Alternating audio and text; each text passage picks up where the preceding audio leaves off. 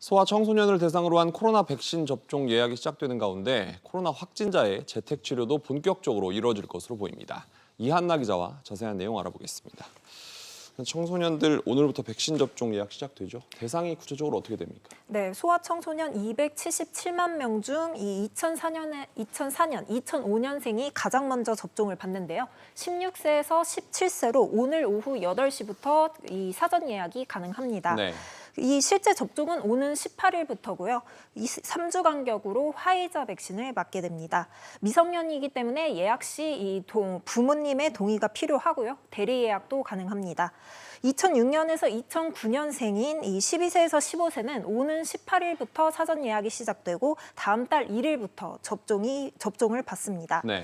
당국은 또 건강한 청소년뿐만 아니라 이 소아당뇨나 비만, 만성호흡기 질환과 같은 이 기저질환이 있는 청소년들에게 접종을 더욱 적극 권고하고 있습니다.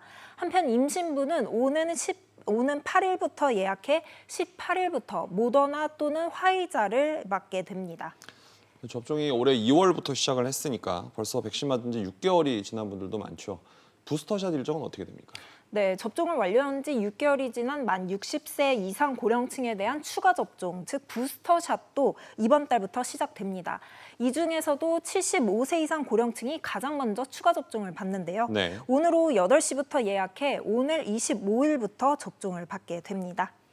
코로나 확진자에 대한 재택 치료, 그러니까 집에서 치료하는 방안도 본격적으로 이루어지는데 앞으로 어떻게 진행됩니까? 네, 그렇습니다. 정부가 재택치료 시스템 구축 방안을 이번 주 안에 마련하겠다고 밝혔는데요. 네. 우선 현재 이뤄지고 있는 이 재택치료 방식은요. 의료진이 하루에 한두 번 이 연락을 해서 상태를 점검하고 이상이 있으면 입원시키는 등 치료 제공을 동시에 운영하고 있습니다. 어제 신규 확진자 중 재택치료로 배정된 이 환자는 모두 339명입니다. 네. 한편 정부는 백신 미접종자에 대한 이 다중이용시설 이용을 제한한다는 건 오해라며 현재 백신 패스 적용 여부부터 시작을 해서 해외 사례를 광범위하게 조사하고 있는 단계라고 밝혔습니다. 또 백신 패스와 관련해서는 계속 적용되는 제도가 아니며 해외처럼 이 백신 패스 유효 기간을 6개월로 고정할 이유도 없다고 설명을 했습니다. 그렇군요. 이 기자 잘 들었습니다.